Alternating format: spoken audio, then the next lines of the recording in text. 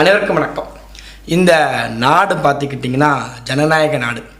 இந்த ஜனநாயக நாட்டில் யாருடைய உரிமையுமே பறிக்கப்படக்கூடாது, யாருடைய உரிமையும் பாதுகாக்கப்பட வேண்டும் என்பதற்காண்டி இந்த நாட்டிலுடைய அரசியலமைப்பு சட்டம் இருக்குன்னு சொல்லி நம்ம நம்பிக்கிட்டு இருக்கோம் இப்போ வரைக்கும். ஆனால் இந்த நாடும் இங்கே இருக்கக்கூடிய அதிகாரமும் யார் பக்கம் இருக்குன்னு பார்த்துக்கிட்டிங்கன்னா, காசு யார்கிட்ட இருக்கோ, ஆட்சி யார் பக்கம் இருக்கோ அவர்கள் கையில் தான் இங்கே இருக்கக்கூடிய ஒட்டுமொத்த அதிகாரமும் பொது நிறுவனம் முதற்கொண்டு செயல்பட்டு கொண்டிருக்கிறது. அது மிகச்சிறந்த உதாரணம்னு பார்த்துக்கிட்டிங்கன்னா, இந்த தேர்தல் ஆணையம் ஒன்று இருக்குது. அது கேள்வி கேட்பதற்கு இங்கே யாருக்குமே உரிமை இல்லாத மிக உயர்ந்த அதிகாரம் படைத்து தான் இந்த தேர்தல் ஆணையம். இந்த தேர்தல் ஆணையம் பார்த்துக்கிட்டே நம்மளுடைய விவசாய சின்னத்தை பிடுங்கிக்கிட்டாங்க. எல்லாருக்கும் தெரிஞ்ச ஒரு விஷயம். அது போய் தான் இப்போ நமக்கு இந்த ஒலி வாங்கி மைக்கு சின்னம் கிடச்சிருக்கு. ஆனால் நம்மளுடைய தென்காசி பாராளுமன்றத்தில் நமக்கு இது முன்னக்கூட்டி போட்டியிட்ட கரும்பு விவசாய சின்னத்தில் ஒரு பெண் ஒருத்தங்க போட்டி போடுறாங்க. ஏற்கனவே இந்த கரும்பு விவசாய சின்னத்தை பாரதிய ஜனதா ஐக்கிய கட்சிங்கிற கட்சிக்கு இந்த தேர்தல் ஒதுக்கிருச்சு.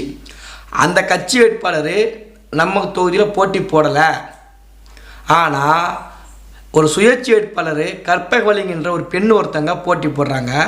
அந்த பெண்ணுக்கு நம்ம கரும்பு விவசாய சின்னத்தை இந்த தேர்தல் ஒதுக்குது. சுயேட்சை வேட்பாளருக்கு ஒரு கட்சிக்கு கொடுக்கப்பட்ட சின்னத்தை எப்படி அந்த கட்சி தமிழ்நாட்டு போட்டி போடுது, 13 இடங்களில் கட்சி போட்டி போடுது. ஆனால் அது போக மீதி இருக்கக்கூடிய தொகுதிகளிலுமே நம்ம பக்கத்தில் விருதுநகர், திருவண்ணாமலையில், அப்புறம் இங்கே இருக்கக்கூடிய தென்காசியில், திருநெல்வேலியில் போன்ற பல பகுதிகளை கரும்பு விவசாயி சுயேட்சை சின்னத்துக்கு இந்த தேர்தல் கொடுக்கு. இதில் பெரிய வேடிக்கை வேதனைன்னு பார்த்துக்கிட்டிங்கன்னா, உண்மையிலே இது பெரிய வேதனை. நம்ம தென்காசியில் ஒருத்தங்க போட்டி போகிறாங்க. பேர் கற்பகவல்லி. நம்ம காலையில் ஒரு 7 மணிக்கு பிரச்சாரத்துக்கு போகிறோங்க தொடர்ச்சியாக. இப்போ நம்மளால் முடிய தலைமை அண்ணங்க யாராவது ஒருத்தங்க நம்ம தென்காசிலேருந்து போய்கிட்டு இருக்காங்க. அதாவது குறிப்பாக நம்ம கீழே போகிறது ஆட்கள் போய்கிட்டு இருக்கிறாங்க. இதில் பார்த்துக்கிட்டிங்கன்னா காலை 7 மணிலேருந்து நைட்டு 9லேருந்து 9:45 வரைக்கும் தொடர்ச்சியாக பிரச்சாரம் பண்ணிக்கிட்டு இருக்காங்க. இப்போ மணி பேசக்கூடிய நேரம் இரவு 11:15. நம்ம சின்னத்தை எப்படிலாம் கொண்டு போய் சேர்க்க முடியுமோ அந்த பனியனை போட்டு நம்ம போட்டுக்கூடிய எல்லா விஷயங்களுமே துண்டறிக்கையிலேருந்து நம்ம கொண்டு போகக்கூடிய, சும்மா நம்ம வேனில் போவோம்லாம் அப்போ கூட சின்னத்தை கையில் வச்சுட்டே தான் போவோம். ஏன்னா நம்ம சின்னத்தை மக்கள்கிட்ட கொண்டு போய் சேர்க்கறது கடுமையாக எல்லாரும் உழைச்சிக்கிட்டு இருக்கோம். எல்லாருமே உழைக்கிறாங்க. இந்த உழைப்பு சாதாரண உழைப்பு கிடையாது, எல்லாம் உழைச்சிக்கிட்டு இருக்காங்க. ஆனால் பார்த்துக்கிட்டிங்கன்னா, நமக்கு முன்னாடி இருந்த விவசாய சின்னத்தை ஒரு அம்மா போட்டி போடுது. கற்பகவல்லின்னு அண்ணன் மதிவான் அவர்கள் நம்ம தென்காசியில் ஒலி வாங்கி மைக்கை சின்னத்தில் போட்டி போடுறாங்க. 8ஆவது இடத்துல சின்னம் இருக்குது. 11ஆவது இடத்துல இந்த கரும்பு விவசாய சின்னம் நிற்கி. இதில் பெரிய வியப்பு என்னென்னா, இந்த அம்மாவுக்கு அண்ணன் இசை மதிவானவர்களுடைய அதே வட்டம் சிவகிரி தான். அண்ணன் இசை மதிவானவர்களுக்கும் அதே பகுதி தான், இந்த அம்மாவுக்கும் அதே பகுதி தான். இதில் இன்னொரு வேடிக்கை என்னென்னா, இந்த அம்மாவுடைய ஊர் இருக்குது தெரியுமா, தெரு இருக்குல்ல, கலைஞர் காலனி. எங்கே வந்திருக்காங்க புரியுதா உங்களுக்கு? கலைஞர் காலனி. அங்கேருந்து அந்த அம்மா இங்கே நம்ம கரும்பு விவசாய சின்னத்தில் போட்டி போடுறாங்க. தப்பு கிடையாதுங்க. ஆனால் நம்ம எப்படி துண்டறிக்கை அடிப்போமோ, நம்ம எப்படி மக்கள்கிட்ட கொண்டு போய் சேர்ப்போமோ என்பதை நல்லா உன்னிப்பாக கவனித்து நம்ம துண்டறிக்கையை அப்படி மாடலில் எடுத்து, அதில் சீமானந்த படம் மட்டும் இல்லை, சீமானந்த படமும் தலைவர் படம் மட்டும்தான் இல்லை. என்ன போட்டிருக்கு? உழவை மீட்போம். நம்ம அப்படி தான் போட்டிருப்போம், உழவை மீட்போம், உலகை காப்போம்னு.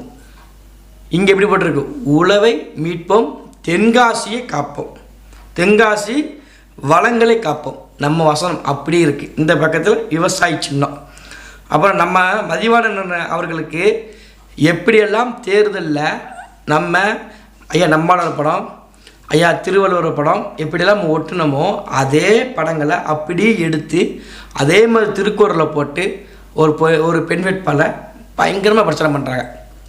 இது வண்டியை பார்த்துக்கிட்டிங்கன்னா பொலிர பிக்கப். இந்த ஒரு வாகனம் மட்டும் கிடையாது, அந்த அம்மா பேரை வச்சு ஏற்கனவே ஒரு வாகனம் சுற்றுப்பயணமாக தென்காசி மாவட்டம் முழுக்க சுற்றிக்கிட்டு இருக்கு. அந்த அம்மாவோட துண்டறிக்கை பார்த்துக்கிட்டிங்கன்னா நம்ம அடித்து துண்டறிக்கை இருக்கலாம் அப்படி இருக்கும். 2024 தென்காசி சட்டமன்ற தேர்தல் வாக்குறுதிகள் யார் இந்த அம்மா வாக்குறுதி கொடுக்கு. நம்ம இந்த பக்கத்தில் மைக்கு சின்னம் போட்டிருப்போம், அதே மாதிரி விவசாய சின்னத்தை போட்டு வேட்பாளர் புகைப்படத்தை போட்டு வரிசை எண்ணையும் போட்டு நம்ம என்னெல்லாம் துண்டறிக்கையில் கொடுத்தோமோ, நம்ம என்னெல்லாம் பேசினோமோ அதே இதை இந்த அம்மா எடுத்து பேசியிருக்கு. நம்ம துண்டறிக்கும் இந்த துண்டறிக்கை எந்த மாற்றமும் இருக்காது, ஒரே சேம் பேட்டர்ன். காப்பி ஜெராக்ஸ் கல்லில் போய் எடுத்து வந்த மணிக்கு அப்படி எடுத்து போட்டிருக்காங்க. என்ன சுயேட்சையாக போட்டி போடுறாங்க, அவ்வளோதான் வித்தியாசம்.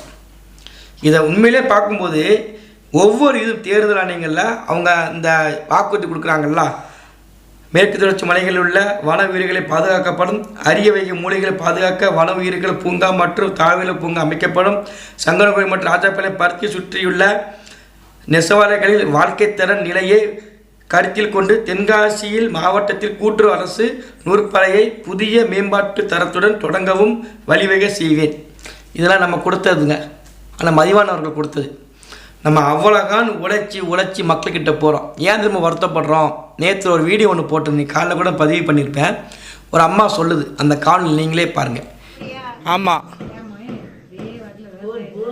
விவசாய சின்னம் மாறிட்டு இப்போ ஒளி வாங்கி சின்னம். என் பையன் இந்த விவசாய கட்சிக்கு தான் ஓட்டு போட சொல்கிறான்னு சொல்லுது. அப்போ நம்ம சொல்கிறோம், அந்த விவசாய சின்னம் எங்களுக்கு மாற்றிட்டாங்கம்மா, எங்கள் சின்ன மைக்கு சின்னமாக நாங்கள் சொல்கிறோம். அப்போ இன்னும் நிறைய பேர்கிட்ட மைக்கு சின்னத்தை தாண்டி கரும்பு விவசாய சின்னம் போய் சேர்ந்துருக்கு. நம்ம கண்ணால் நிறைய பார்த்துருக்கோம், களத்தில் நிற்க போய். நம்ம நேற்று துண்டறிக்கை கொடுக்கும்போது கூட ஒரு அம்மா சொன்னாங்க, துண்டை கொடுக்கும்போது அம்மா விளையாட்டு கேட்டாங்க, துட்டுலாம் கொடுக்க மாட்டீங்களாப்பா நீங்கன்னு கேட்க அந்த அம்மா. அப்பா நாம் பதில் சொல்கிறோம் குட்டி, பக்கத்தில் கூட அம்மா நமக்கு அந்த நேரத்தை பதிவு பண்ண முடியல. அந்த அம்மா சொல்லுது, இது விவசாய கட்சி, இந்த கட்சியை துட்டு கொடுக்காதுப்பா அப்படிங்காங்க. இது நடந்தது. ஒரு 3 பேர் பீடி சுற்றிட்டு இருக்காங்க. 3 பேர் சேர்த்து ஒரு வயசாக நம்ம அந்த அம்மாவோட இந்த உங்களுக்கு கொஞ்சம் வயசு கூட அந்த அம்மா துட்டு தான் கேட்கும்போது இந்த அம்மாக்கெல்லாம் 30-40 வயசுக்குள்ளே தான் இருக்கும். இது விவசாய கட்சி, இந்த இவங்களுக்கு துட்டு கொடுக்க மாட்டாங்கன்னு சொல்லி சொல்கிறாங்க. அப்போ நம்ம கட்சி சின்னம் மக்கள்கிட்ட பெரும்பான்மையாக நம்ம போய் சேர்த்துருந்தோம். இந்த குழந்தை பிறக்க வர நேரத்தில் இந்த மருத்துவர்களுடைய தவறால் ஒரு குழந்தை இறக்கும்போது ஒரு தாய்க்கு எப்படி ஒரு வலி இருக்குமோ அந்த மாதிரி வழியை தேர்தல் ஆணையம் ரசித்து பார்த்துக்கிட்டு இருக்குது. வந்து ஒரு சைக்கோஸ்ட் மணிக்கு ரசித்து பார்த்துக்கிட்டு இருக்கு.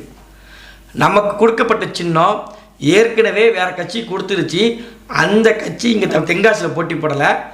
ஆனால் அந்த சின்னத்தை சுயேட்சை வேட்பாளர் கொடுக்கு. இந்த அம்மாவுடைய ஒரு நாளைக்கு வாடகை பார்த்துக்கோங்க, பொலிவில் பிக்கப் வச்சு வண்டி ஓட்டுது.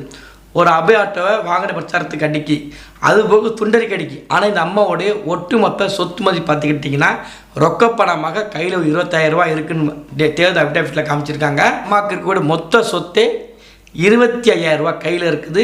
அக்கௌண்ட்டில் ஒரு 10,000, மொத்தம் 35,000 தான் இருக்குது. அது போக கணவர்கிட்ட ஒரு ஸ்கூட்டி இருக்குது, அவ்வளோதான். கணவர்கிட்ட அது போக ஒரு 10,000 ரூபா கையில் இருக்குது, அம்மட்டு தான் இருக்குது. ஆனால் இவர்களுடைய செலவை பார்த்துக்கிட்டிங்கன்னா 2 வண்டி போட்டு அடிக்கிறாங்க. நமக்கு தெரிஞ்சு 2 வண்டி, நீ எத்தனை வண்டி போட்டிருக்காங்கன்னு தெரியல, துண்டறிக்கை அடித்து கொடுக்குறாங்க. இங்கே இருக்கக்கூடிய சுயேட்சை வேட்பாளர்களில் தென்காசியில் மொத்தம் 16 பேர் போட்டி போடுறாங்க. மொத்தம் 15 பேர் போட்டி போடுறாங்க. இந்த 15 பேரில் கிட்டத்தட்ட பார்த்துக்கிட்டிங்கன்னா சுயேட்சை வேட்பாளர்கள் யாருமே பிரச்சாரம் பண்ணவே இல்லை. என்ன சுயேட்சை மொத்தத்தில் 4 கட்சி தான். ஒன்று திமுக, அதிமுக, பிஜேபி, நாம் தமிழர் கட்சி மட்டும்தான் இங்கே தமிழ்நாட்டில் தென்காசி தொகுதியில் போட்டி போட்டு வேலை பார்த்துக்கிட்டு இருக்காங்க. அதில் எந்த சுயேட்சை வேட்பாளரும் ஒரு சின்ன தொண்டரை கூட கொடுக்கவே இல்லை. ஆனால் இந்த அம்மா தொண்டரைக்கு கொடுக்கு.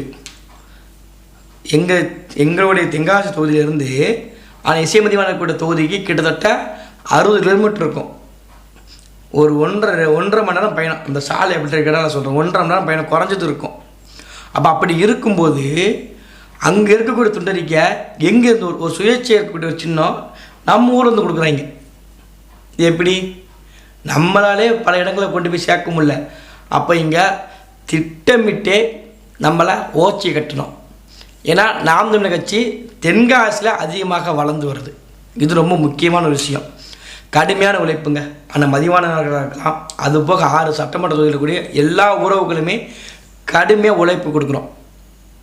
கிட்டத்தட்ட நம்ம ஒன்றியத்தில் மட்டுமே 4 வாகனம் அடிக்கிறோம். அதுபோக தென்காசி ஒன்றியம் இருக்குது, சுவர்ண நகரம் இருக்குது, தென்காசி நகரம் இருக்குது, ஆலங்குளம் வடக்கு ஒன்றியம் இருக்குது, அப்புறம் சுந்தரப்பட்டி பேரூராட்சி இருக்குது.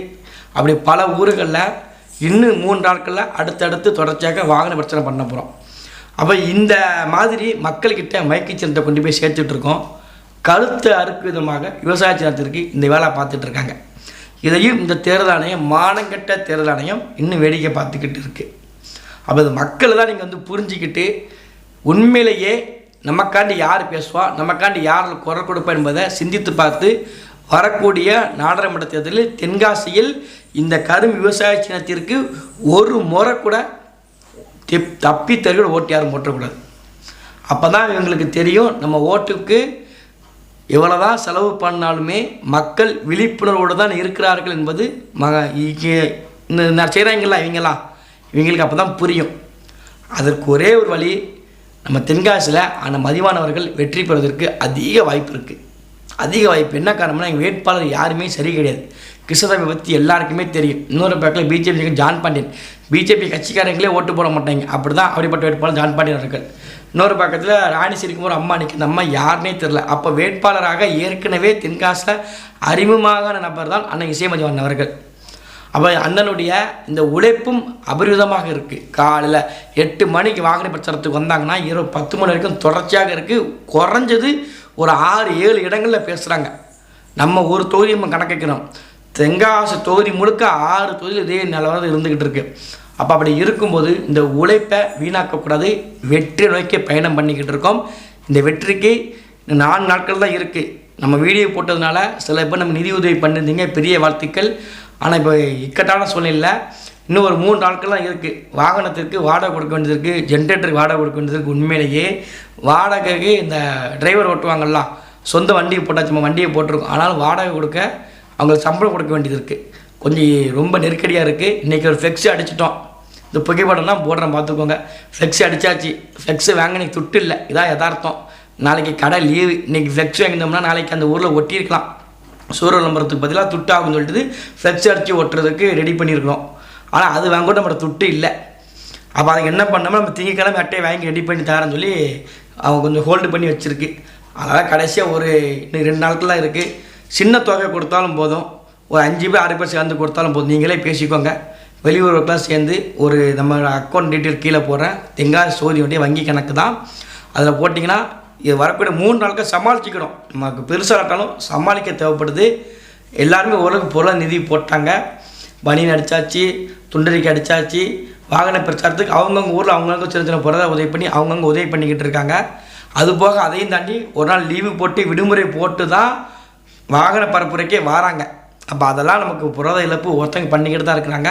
இந்த காணொலியை இறுதி வரைக்கும் பார்க்கக்கூடிய உறவுகள், பார்த்த உறவுகள், உங்களால் முடிஞ்சிச்சுன்னா ஒரு சின்ன உதவி பண்ணுங்கள். தென்காசி தொகுதிக்கு ஒரு பெரிய ஒரு பலமாக இருக்கும் என்று சொல்லி இந்த காணொலியை முடித்துக்கிறேன். மீண்டும் அடுத்தது ஒரு நல்லதொரு பதிவு சந்திக்க நன்றி, வணக்கம்.